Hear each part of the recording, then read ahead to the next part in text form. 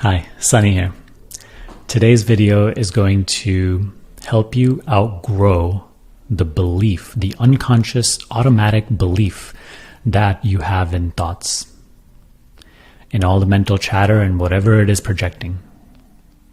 Today's talk will help you also dissolve the identification of your beingness, of yourself, with the chatter that arises. You'll learn to see thoughts as other than you. And this will help you in your entire spiritual practice and personal life.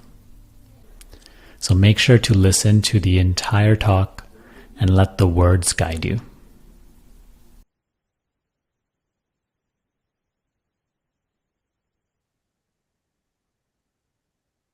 We're too occupied in objects. We're too occupied in thoughts about objects. And not enough curious or interested in the sense of identity which pervades them, which accompanies them. This is the only thing that has to change for us to mature in spiritual understanding.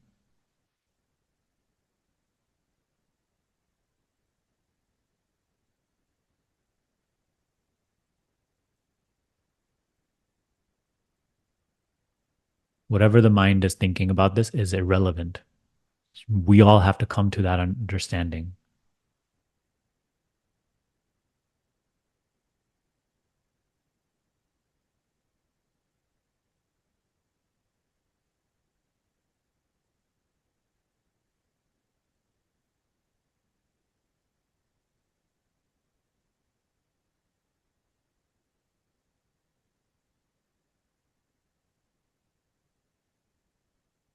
Right now, the experiences, you know, meditation is happening, guided meditation, listening to words, sitting on a chair. Soon this will change. Then the experience will be something else. Soon that will change. Experience will be something else.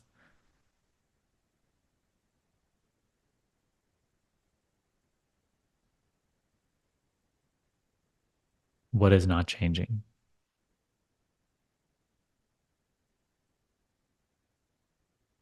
Thought cannot understand what is not changing because thought is itself a changeful object. Thought cannot be used to understand that which does not change because thought itself is a changeful object.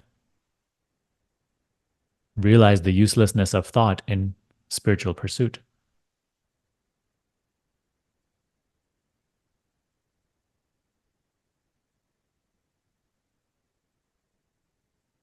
Thought is only good at understanding things which are located in space and time. Thought cannot understand you because you are prior to and subtler than it.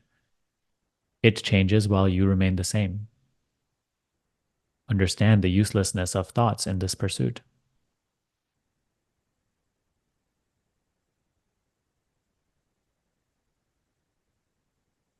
Thought only knows how to see things in the past or future, which it itself creates an idea of. You are not in the past or future. You are present. You are not in the present. You are present.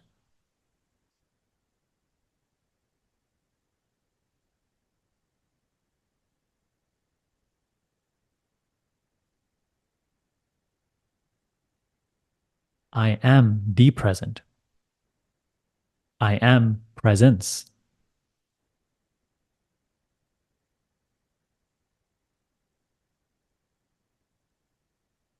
The presence in which many things are appearing right now, from sight, sound, taste, touch, smell, feelings, sensations, thoughts. Whole appearance of a world and a person from the perspective of whom which that world is being perceived. All of these are changeful objects in presence, in my seeing.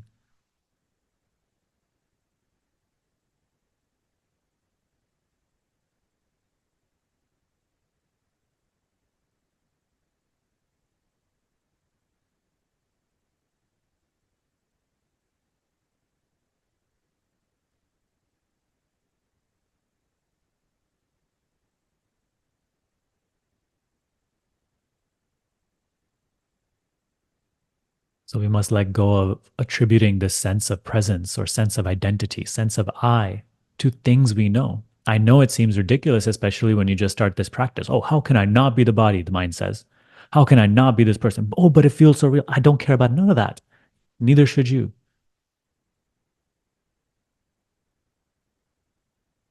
Don't believe in untruth. Don't believe in ideas because ideas change. Today the mind thinks this, tomorrow it thinks that. Ideas change. Worldview changes. See how faulty even the worldview is. Yesterday, the mind perceived the world to be this way, perceived myself to be this way. Tomorrow, it has a different idea of who I am and what the world is. Stop attributing so much significance to untruth. Untruth is that which changes.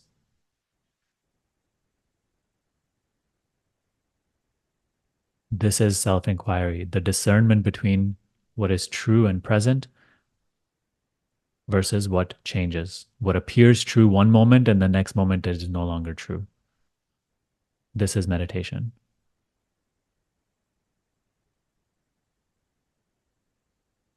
That which is true is present always, as it is, does not change. That is what we are learning to now become aware of.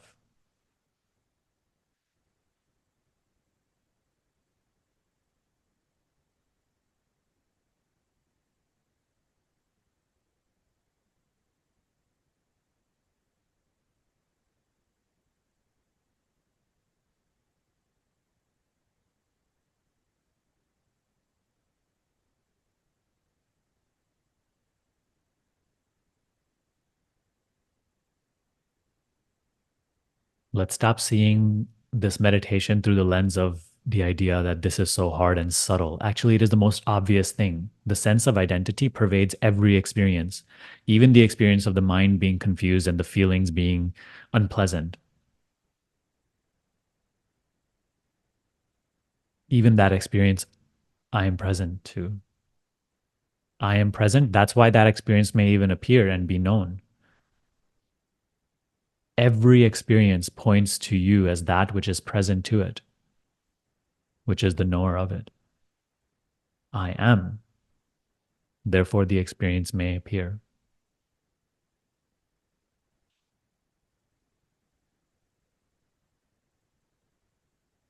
Become obsessed with this sense of identity. I.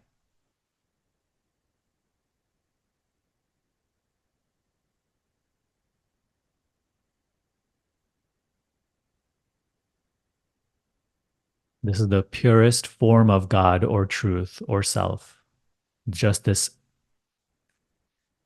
all pervading sense of identity, without which experience cannot appear. Because to whom would it appear?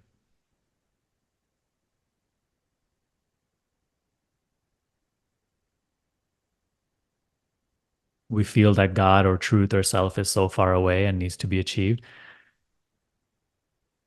Today, we can say so simply that the purest form of God or truth or self that we seek is here and now. To project it to be in the future is a big mistake. To believe in that idea is a big mistake.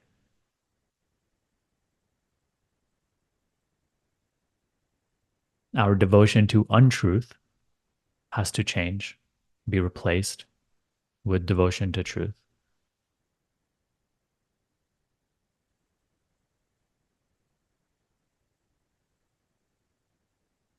Instead of being so preoccupied with objects and what the experience is appearing to be right now, become completely occupied with the sense of identity which pervades all experiences. I, I, I. See if it's ever absent. Fall in love with it. Get drunk with it. This is the highest prayer, highest devotion.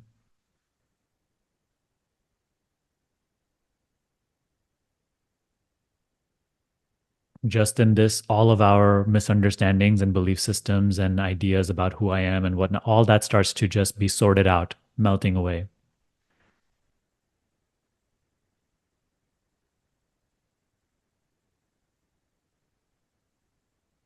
In this, we feel the greatest love, the greatest security, the greatest happiness, the greatest peacefulness, stability. In this, all the strength and the clarity that we need even to handle personal challenges will come.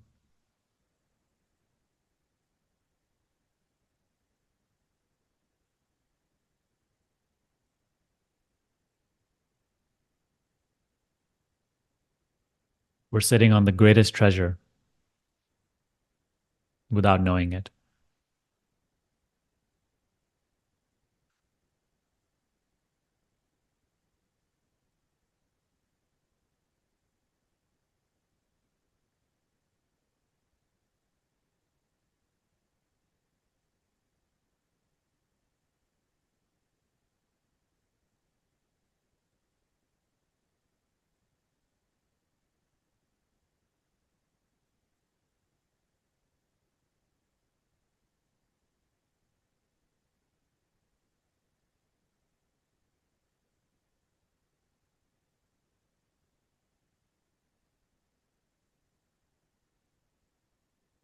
If you feel ready and willing, let go of holding so many ideas about who you are. Let go of all ideas of who you are. Disbelieve that you are the person you appear to be. Stop seeking proof for that. Just disbelieve it. Because you see the person to change, disbelieve that you are the person, no matter how much it appears to be so. What is even more factual than that is the sense of identity. And there's no concept there, there's no idea there, there's no story there. It's just a factual sense of identity that pervades every experience you've ever had. That is why you're able to say, I had that experience, because that I was there. I am present. It is more real than your story, more real than what you've been through, more real than something conceptual you need to heal from. All of that is in story only.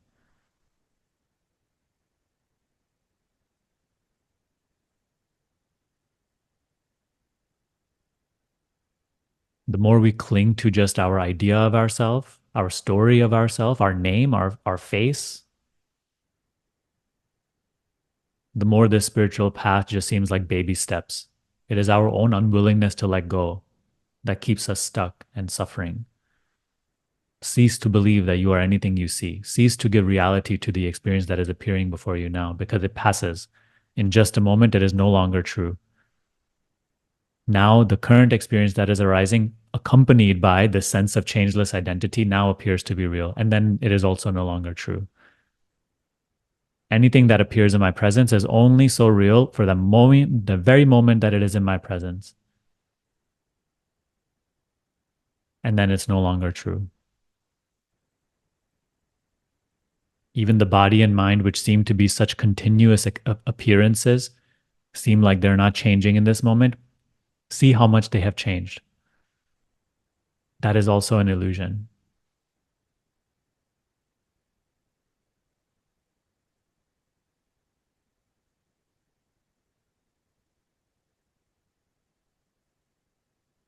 So that is the invitation. Instead of continuing to think yourself to being a person again and again and constantly, let go of that idea of yourself. Let go of all conceptions about yourself and the world.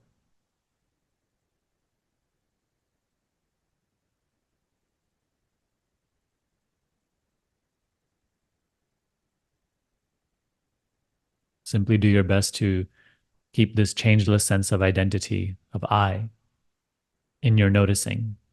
It is difficult because we will continue to go outward into objects and buying into story and this and that. It's fine. Don't complain.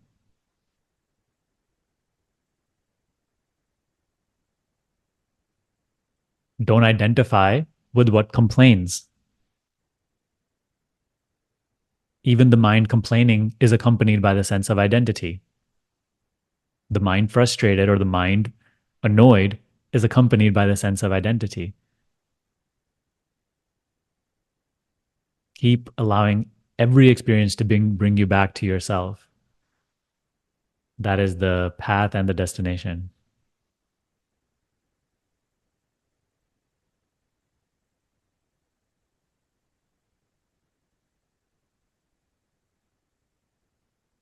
To notice yourself, to know yourself, is to be yourself without any self conception.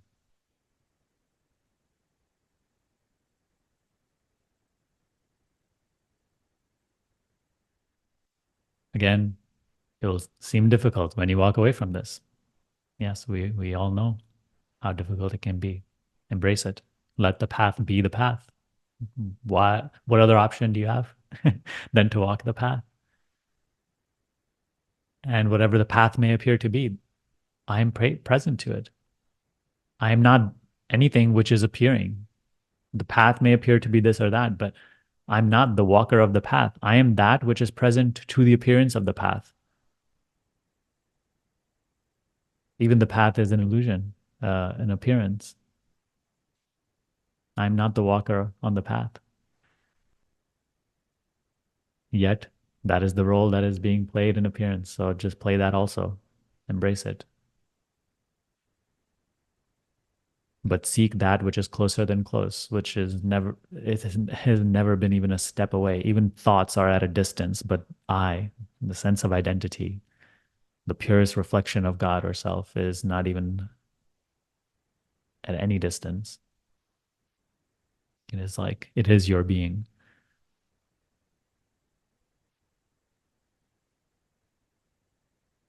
And so all the highs and lows you may go through in the spiritual path will be accompanied by the sense of identity. Just remain as that sense of identity is, undisturbed, uninvolved. There's a quote by Nisargadatta Maharaj. He says,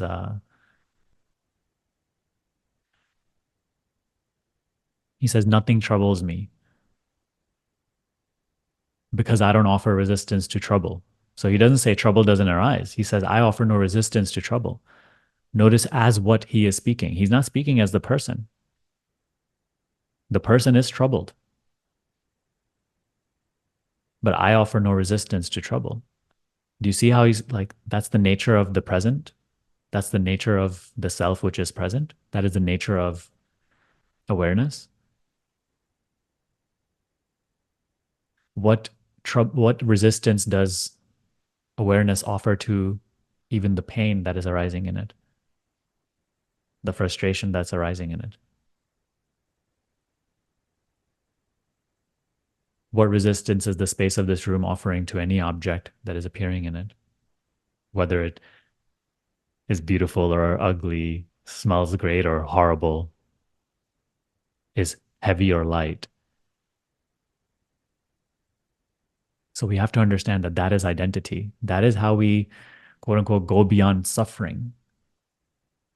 As a person, we cannot. As long as we are identifying ourselves as a something or somebody, that's suffering. To, quote unquote, go beyond suffering, we have to see that our nature is that which is just present. And that which is present is changeless, uninvolved, uninvested, non identified,